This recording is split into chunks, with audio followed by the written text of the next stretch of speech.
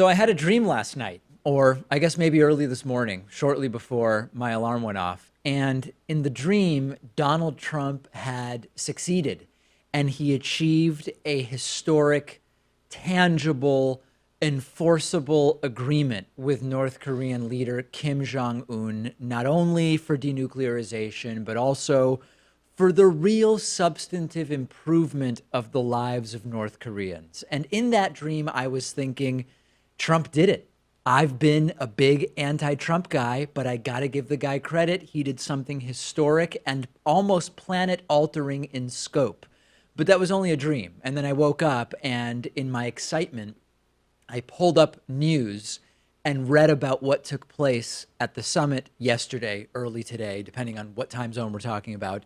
And it turns out that what we actually got was exactly what I predicted, sadly, a so-called agreement for completely vague and not even remotable promises that are sort of maybe going to look into actually making a reality. And I really hate to say it, but the meeting between Trump and Kim Jong-un is exactly what I predicted it would be. And I don't want that to be the case. I wanted it to be something great.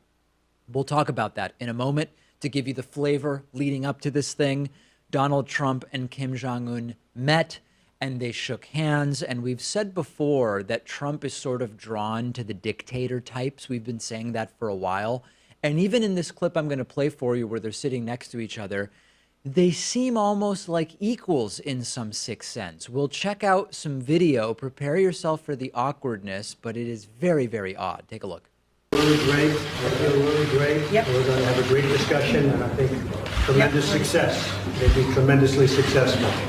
And it's my honor, and we will have a terrific relationship. 우리는 아주 굉장히 성공할 걸로 믿습니다. 그리고 아주 만나게 돼서 굉장히 영광스럽게 생각합니다. 훌륭한 관계를 가지고 있고 아주 전혀 의심 없이 좋은 관계를 우리가 맺을 거라고 생각합니다. 여기까지 오는 길이 그리 쉬운 길은 아니에요. Well, it was not easy to get here.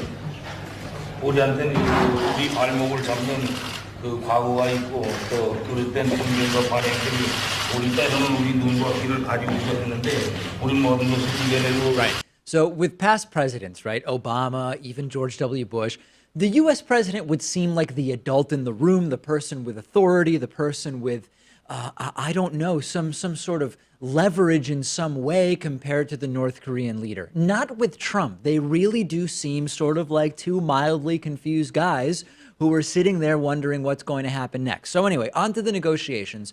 Former NBA basketball player Dennis Rodman arrived in Singapore shortly before the negotiations began. More about that a little later. Donald Trump and Kim Jong-un meeting for a few hours. It was just the two of them with interpreters reportedly. What do we know about what was agreed to? Well, we got an agreement that is, as I said before, filled with the same possible concessions that Kim Jong-un has previously agreed to and vague statements from both Kim Jong-un and Donald Trump. As an example, Donald Trump committed to providing security guarantees at some point in the future. None have actually been announced so far. If I were Kim, I don't know that I'd be trusting Trump since he's lied and reneged on so many things so far. Trump and Kim Jong-un agreed to enter into an effort to build a lasting and stable peace regime. Sounds lovely, not actually actionable in any way. Sounds very nice, conceivably really a great thing, but of no actual meaning whatsoever, especially when you consider the number of times that North Korea has said similar things. The most notable element of the agreement, I think, is that Donald Trump said he would suspend military exercises with South Korea. And that is actually a real action, although there's questions as to whether that's even the best path forward. I heard a military analyst say, you know, more effective might have been to invite North Korea to participate in the war games in some way, rather than to just say, yeah, we're going to end those. We'll see what happens. And of course, Donald Trump saying that he believes Kim Jong-un is going to dismantle his entire nuclear arsenal. And this is where we really get into the meat of it, right? It's been reported that Kim Jong-un has agreed to start the denuclearization of the Korean Peninsula. And the language is important. We don't know who does what. We don't know exactly what that means because the document they signed says literally just that the DPRK commits to working towards complete denuclearization of the Korean Peninsula. And the important language would be a commitment towards complete, verifiable, irreversible denuclearization, right? We don't have that. And asked more directly whether Kim Jong-un pledged to actually get rid of his nukes, Trump said, we're starting that process very quickly.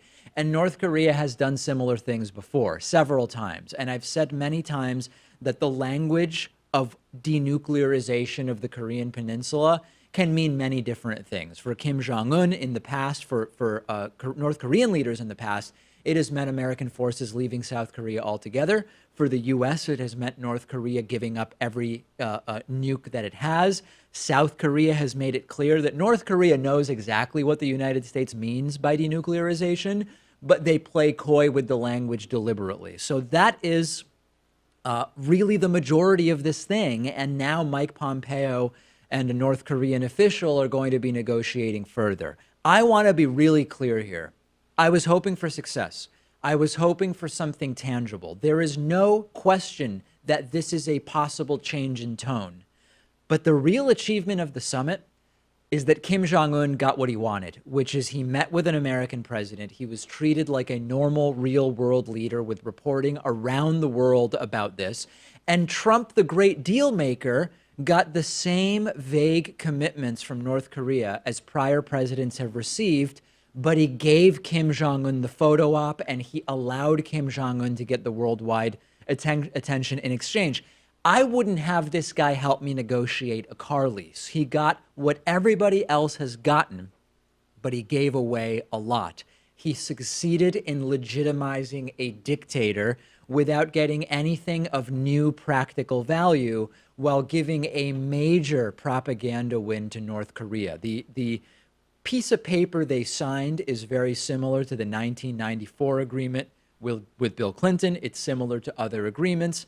But Kim Jong-un in the end got the photo op that he wanted and the big boy meeting with an American president. So the most notable element to me here is, once again, not only the suspension by the U.S. of the military exercises, but also that Trump is at least theoretically agreeing to provide some security guarantees in the future. And that would actually be a major change, and the prudence of which can be debated. The prudence of which is questionable, because if you were Donald Trump, and you say, I'm willing to provide security guarantees, that is once again the type of at least pseudo commitment that doesn't actually put Kim Jong-un in a position of having to do anything. And Trump is trying to make this appear as though it is a major victory. Trump is bizarrely gushing over Kim Jong-un, saying after the fact that Kim Jong-un is smart and talented and a really funny guy. This is more praise than Donald Trump has recently given the Canadian Prime Minister Justin Trudeau, who's presumably our ally. And Kim Jong-un is a brutal dictator, but he is smart, talented, and funny in the eyes of Donald Trump. Will this be good for Trump? That's actually a really interesting question. Regardless of the fact that nothing real and tangible was achieved by this summit, it still could be good for Donald Trump's reelection chances. It might even be good for Republicans in November, because many Trumpists aren't going to read past the headlines, period. They signed a piece of paper. There have been months of talking this up, people talking about a Nobel Peace Prize for Donald Trump, and we ended with a document whose value is merely that they are going to have more talks. But Kim Jong-un now has worldwide headlines for weeks. And the signal that Donald Trump sent is, if you acquire nukes and you threaten the world and you brutalize your own people, you can earn yourself a face-to-face with an American president to worldwide acclaim. You tell me what signal that sends if you are other countries that are starting to think, you know, maybe Kim Jong-un is onto something. Maybe we should grab some nukes from whoever will sell them to us and see how that works for us. Extraordinarily dangerous. And I'm genuinely, I don't relish this, right? I actually wish I could come to you. I mean, in my dream, I was thrilled. I had this dream where Trump did it. And I was actually saying, I'm going to have to go on the show today and say this is a historic and incredible achievement by our president. I wish I could come and tell you that. Literally only in my dreams did that actually take place. The video you just finished watching was made possible by you through the membership program. You can sign up for membership at davidpakman.com/membership. We are viewer-supported independent media. You can use the coupon code IVOTED17 for a 40% discount off of your membership.